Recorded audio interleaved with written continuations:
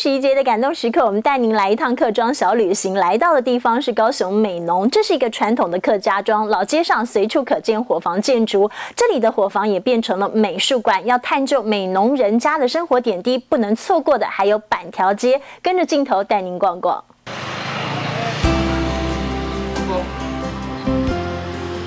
来到高雄美浓，老店林立，游客可以细细品味这个古朴的客家小镇。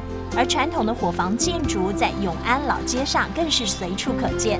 这就是我的美术馆啊，那里面呢都是我画了一些老街的一些客家伙房也能够活化。美浓的曾家伙房现在变成了曾文忠美术馆，里头可以看到画家曾文忠用色彩重现回忆中的客庄风情。可以看到些什么？就是看到一些美浓的老街的风光啊，还有美浓的一些名胜古迹啊。画家曾文忠从美术老师退休之后，用画笔写日记。他凭着记忆记录美浓过去的美好。我都是现在这个画都没有，都是回忆的，这个回忆的。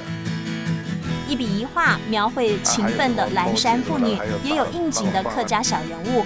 而自家的伙房，在他的笔下也有一段美好回忆。每次回来看到我爸在看报纸，啊，他就说这个伙房，他就给我讲应该好好保留。这是我们真武伙房，姓曾的人全部住在这里。画作中的曾家伙房现在变成了观光胜地，游客可以自行参观这一栋无价的文化资产。选魁，选魁就是我们的祖先有时候什么特殊的表现的时候就用这个，那平常用叹号。100年的古墙，红色的砖瓦，开庄200多年的美浓，所有的伙房都是美浓重要的文化财。老板娘，剩下半条呢。美浓的板条街远近驰名，喜欢哪一家任君挑选。美浓板条之所以有名，因为板条是用再来米制作，口感佳又 Q 弹。大骨熬的汤头配上2片猪肉，还有客家妇女自制的油葱酥，成了美浓的古早味了。一桌的小菜也很道地，入口即化的冬瓜风，还有高丽菜风都很下饭。而客家猪脚 Q 软不油腻，花生豆腐更是口感绵密，香味浓郁。